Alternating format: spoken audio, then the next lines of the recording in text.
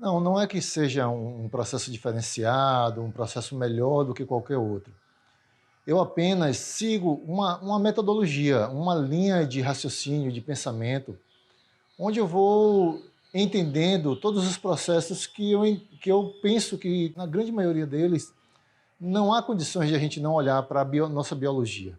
As efetividades que eu cito nas meus posts, nos meus feeds, é porque eu sigo essa linha de entendimento. Tá? Não é que as outras terapias elas não tenham eficácia, elas sim, elas têm eficácia, todas elas têm eficácia. Até mesmo uma oração tem eficácia. Você ouvir uma música tem eficácia. Mas nós estamos falando de coisas mais pesadas, em que as pessoas estão, muitas vezes, há muitos anos, buscando uma solução. Mas, infelizmente, as pessoas que chegam para mim, o que eu percebo é que muitas vezes elas estão olhando para o lugar errado. Em 1920, existiu um experimento, se eu não me engano, o experimento do pequeno Albert. O nome do experimento foi esse. É um negócio meio bizarro, mas, enfim, é teste, é ciência, às vezes essas coisas acontecem. E foi em 1920, né? Hoje eu acho que os direitos humanos não deixariam isso acontecer.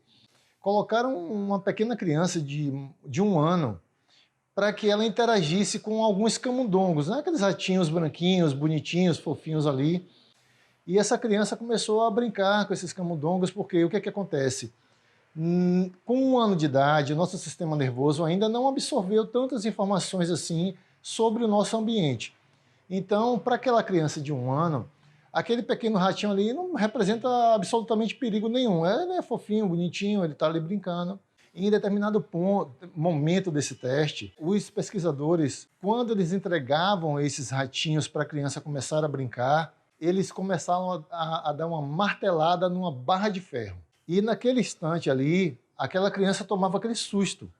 E esse experimento foi acontecendo por várias vezes. Então, todas as vezes que eles entregavam o ratinho para aquela criança, eles davam aquela pancada na barra de ferro. Então, o que foi que aconteceu? Aquela criança, quando ele estava maior, ele passou a ter uma fobia de ratos. Então, quando a gente para pensar, por exemplo, se esse cidadão viesse a ser meu cliente e ele falasse assim para mim, eu tenho medo de ratos, eu tenho fobia de ratos, é inútil para mim eu ficar olhando para o sintoma. É inútil eu ficar olhando para o que o cliente me traz. Eu sei que às vezes os clientes não entendem isso que eu falo, mas não dá para olhar para a reclamação do cliente. A gente tem que ser muito mais profundo no processo terapêutico. O processo terapêutico é uma coisa muito mais profunda do que a superficialidade do que o cliente me traz. Por mais que ele esteja debilitado, por mais que ele esteja sofrendo com o que ele está passando, eu sou extremamente sincero para o meu cliente. Eu não quero olhar para o que você está falando para mim. A gente vai buscar algo muito mais profundo, que é o que a gente chama de causa, né, no processo terapêutico, principalmente incluindo a hipnoterapia. Então, eu penso que a efetividade do processo terapêutico está na visão do terapeuta, né, de como ele conduz o processo e de como, na verdade, ele convence o cliente de que, na verdade, aquele problema que ele tem ali talvez não seja muito bem o que ele está focando. Muitas vezes ele está passando anos e anos olhando para o lado errado. E, infelizmente, muitos terapeutas também fazem isso. Ficam estagnados olhando somente para o sintoma que o cliente nos traz. Então, imagina que aquele cidadão ali, quando ele já tivesse adulto, que ele passasse a entender que ele tem uma fobia de ratos, nunca iria se identificar qual a causa disso, porque é inútil a gente olhar para o ratinho, é inútil a gente olhar para o rato, tá?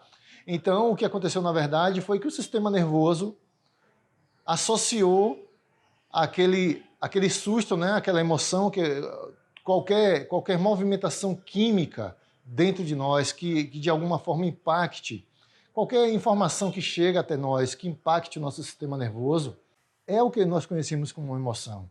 Então, o sistema nervoso, naquele momento, associou uma emoção a uma imagem. Então, a partir daí, o que é que o cérebro faz? Toda vez que eu tenho aquela imagem, a emoção chega junto, porque está associado. Então, é mais ou menos isso. Eu creio que a efetividade do meu processo terapêutico esteja justamente nessa metodologia de compreender que eu não devo, na grande maioria das vezes, olhar para o que o cliente está me trazendo. Porque eu preciso inserir ele na terapia e ir muito mais profundo na identificação dessas evidências que vão me trazer para o real problema que o meu cliente tem.